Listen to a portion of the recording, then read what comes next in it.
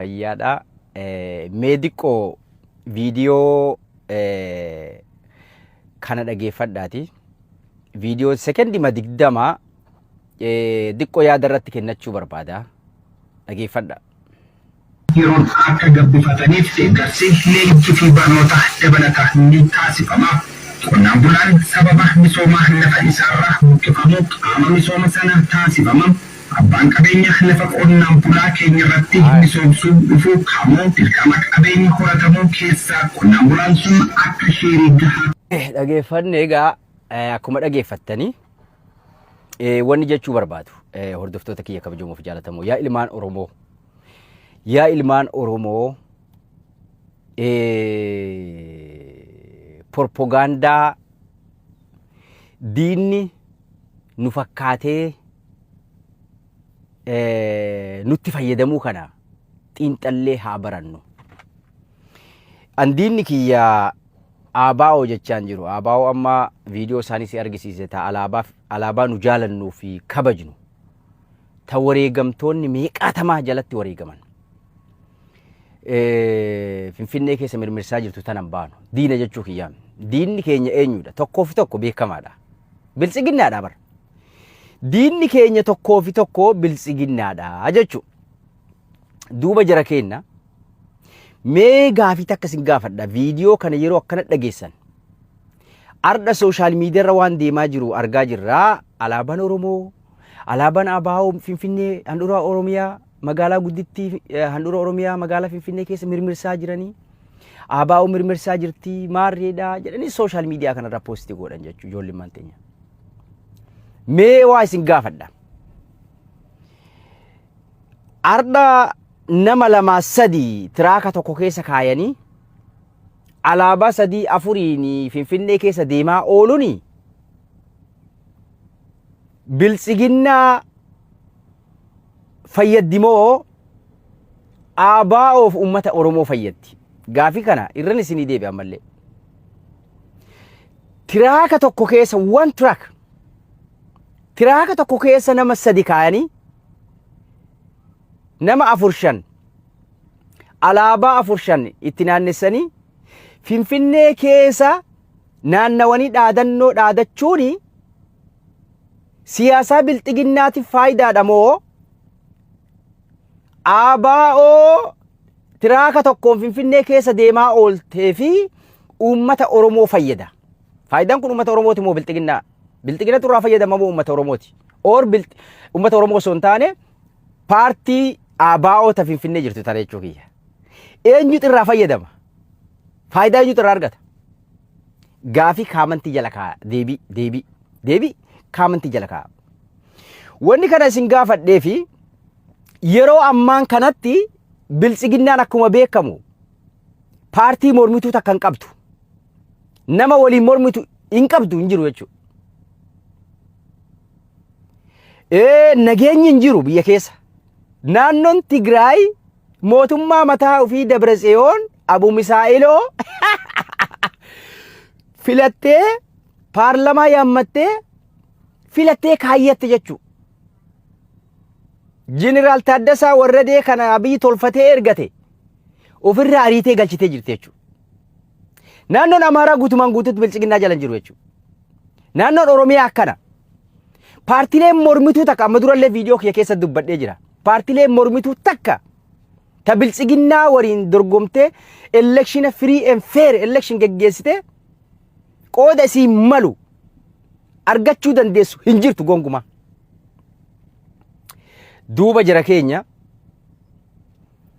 paartiin ABO'tuun wanni gaafii natti ta'e yeroo Maraaraa Guddinaatu aboo agartee paartiin KFO election kun election agartee godhamuu hin dandeenye yoo bara kanarraa hafne boordii filannoo irraa haqamna waan ta'eef akka boordii filannoo qofarraan haqamne Finfinnee keessatti yaalii ni goonaa jedhe. Amma ni kaampeen godhaa jira. Paartiin KFO kaampeen godhaa hin jiru bar. Paartiin KFO kaampeen godhaa hin jiru. Paartiin ABO Jaal Daawud Ibsaan hoogganamu Election free and fair, election nagayaa kan walqixxummaa kan qaamni sadaffaa jidduu taa'ee taajjabee qajeelatti sagalee lakkaa'ee ABO'ti mo'ate yookiin bilchiginna mo'ate jedhee murteessuu danda'u ni jira. Akkamitti itti amanee beekamtii kennee fi bilchiginna election isaan cidha isa kijibaa kasaan geggeessuu deeman. Daawud Ibsaa beekamtii kennee fi arra kaampeenii godhe jedhee nama 5 tiraaka tokkoon naqanii alaabaan naannessanii Finfinnee keessa kaampeenii godhaa jira jechuudha. Kaampeen godhuu maa barbaachise? Maaliif beekamtii kennee fi akka waan biyyi nagaa qabdu akka waan agartee paartiilee mormituu hundi itti hirmaattee election kanaaf qophaawaa jirtu kaampeen godhaa jirtu fakkeessee bilxiginnaa waliin fake election sobaa kana maaliif waliin kaampeen godhee dhugoomsuudhaaf yaalii gochaa jira Daawud Ibsaa gaafiidha. Garuu duub kunis paartii bilxiginnaa paartii Daawud Ibsaa ABO fi miseensota isii hooggantoota isii jechuudha. Gaafin sun jechuudha.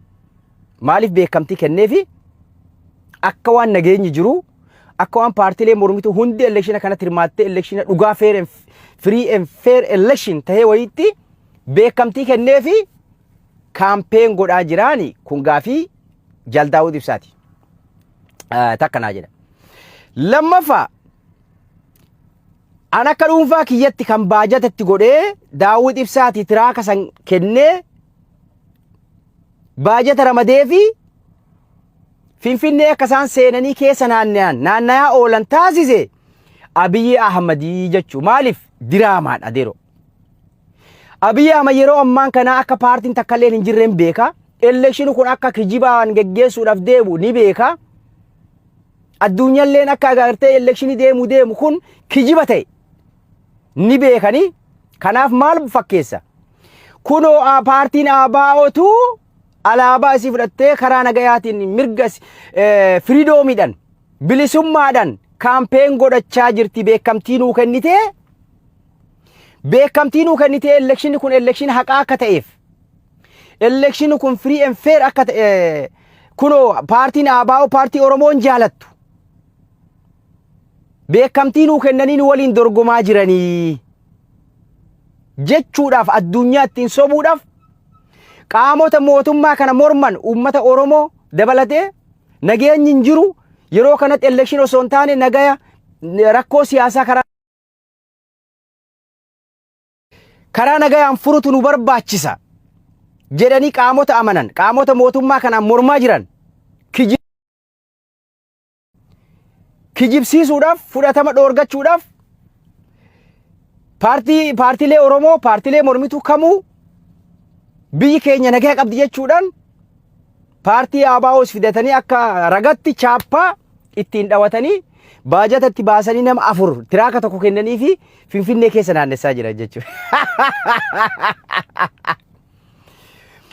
Duuba Jaal Daawud Ibsaa dhuguma rabbii kana wallaaleeti. Ibsa yeroo adda baasaan turre arda maal argateeti?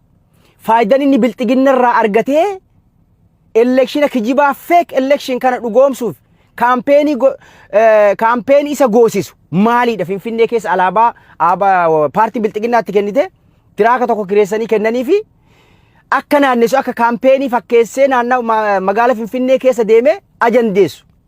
Maaltu taasise? Sababni maaliidha? Maaltu duuba jira? What is the behind? Yaaduu danda'uu qabdan Oromootii. You have to think about it. Nuti alaabaa ni jaalanna. Amma warra lama faarsaa jira sanii xumura. Warra lamatti alaabaa kana social media irra oofaa jira. Tokko ijoollee dhugumaan alaabaa ABO jaalattu. Ka paartii ABO jaalattu. Alaabaan kun agartee wareegamtoota meeqatti jala wareegame alaabaa Oromooti. Alaabaa dhiigi meeqatamaa jala dhangala'e jedhee warra amanu. Warra sabboonummaa qabutu wallaalummaa isaaniitiin jechuun sabboonummaa irraa kan ka'e afarsaa jiran jechuudha. Kuni faarsitee bultootaa fi biltsiginnaatu itti fayyadamaa jira.